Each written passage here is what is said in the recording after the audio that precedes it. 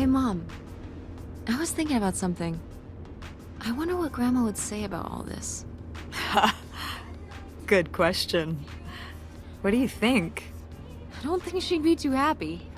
Now, girls, I hid those private things away so people wouldn't find them. I don't know why you couldn't leave well enough alone. Well, if you didn't want people to find it, maybe you should have gotten rid of it. Well, okay. Maybe I did want you to find it. A little bit. So you asked about what happened with me and Dad. Uh-huh.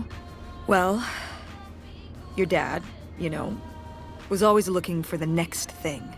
Always had a new idea to try that was gonna fix all his problems, our problems. And for a while, it was the video store.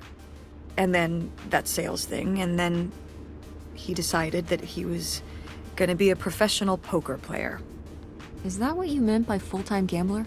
Yeah. I mean, not really a gambler. He's not playing with his own money. It's all tournaments and stuff. They're playing as a sport.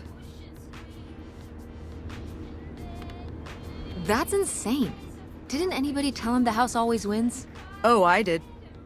But this isn't playing poker against the house. It's against other players. There is no house. Believe me, I heard all his justifications. There were plenty. And even though he's been gone for a couple years, he's never told me why he's really out there. Why wouldn't he tell me? Maybe deep down, he's not so proud of it. Maybe he just didn't want to tell me till after he'd hit it big? So he chose right when Grandma really started getting sick and we moved in to take care of her to go off and follow his dream? He must really like poker. He likes it. But I wouldn't say that's the real reason he left. The split came at a really hard time. The theater was doing worse, and I was spending all my time there. Then your grandmother started really declining and needed more and more help. I think when I decided we needed to move in with her, to care for her, well, being a full-time caretaker for his mother-in-law was not something your father ever signed up for. So he left for Nevada. He wanted to stay married. Said we could make it work. But by that time... It was already over. Yeah, exactly. I realized that this was a pattern that would never really end. Do you blame me for ending it?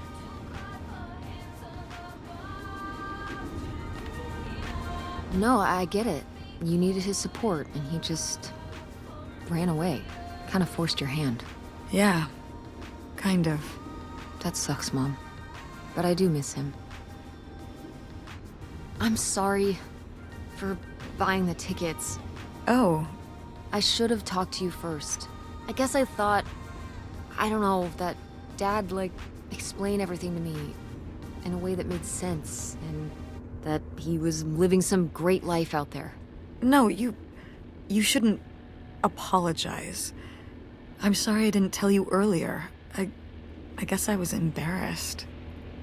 That I would have married such a ding-dong. Professional gambler. I didn't want to have to say it out loud. But I guess you can't keep running away from your problems forever. Now I have these tickets and I don't know what to do. I think you should go. To Reno? Yeah. I think it would be good for you to hear his side of the story. We may not always get along, but he's not a bad guy. And you guys have a good relationship. You should spend some time with him. I think it'd be good for both of you. Are you sure, Mom? Yeah, I'm sure. But it's not over Thanksgiving, right? Oh God, no. And Miss August mac and cheese? Fat chance. I'm proud of you, Mom. For what? What do you mean, for what? You're kick-ass. How many moms would stop packing up their house to drive their daughter all over Michigan to search for a family secret? Or run their own business, run a community theater? That's pretty cool. All right.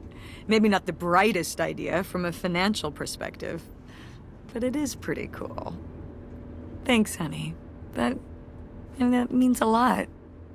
And speaking of businesses, that's pretty impressive that you made enough money to buy a plane ticket. Yeah, it's exciting that people are willing to pay me to design websites. Well, I've seen what you can do, and you do a great job. Thanks, Mom. I'm serious. When I saw your web stuff, I mean, I don't always know what I'm looking at, but I know it looks good. Thanks. An artist's eye, just like your grandma. And my mom. But maybe it skipped over my aunt. Come on, her painting wasn't that bad. Well, I guess I always imagined that you'd go to Ford, like Grandma and me. It's silly, but it's not fair of me. God knows I didn't do everything my mom wanted me to do. Like doing Kurt? I'm gonna let that double entendre pass right by me. But yeah, it's hard to let go, to see you as an adult, and not just my baby girl. Mom. You were so cute back then, even cuter than now. Stop. And you had the biggest head. Everyone said it. Everyone said, that's the baby with the biggest head. Bowling ball head. The bowling ball baby. Yep. And it was all your dad. On my side, we all have perfect, tiny little heads. Like golf balls. Mm-hmm. So, what do you think about the whole August thing? Moving in with her? Yeah. I guess it's a big decision, moving to Chicago. Yeah, that's putting it mildly. Would you want to move in with her? I'm not sure. What about the Andromeda and Francine? It means starting over, kind of. Yeah. But it could be nice to get a fresh start. We've been through a lot of big changes this year. You've been through so many big changes. But I mean, we're making it work. And whatever we decide, we can make it work. I'm confident in that. Yeah. Me too.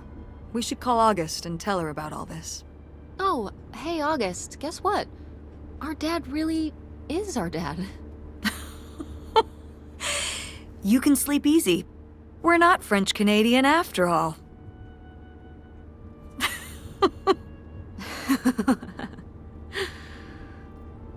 Whatever we end up doing, I'm glad you're with me. Yeah. Me too.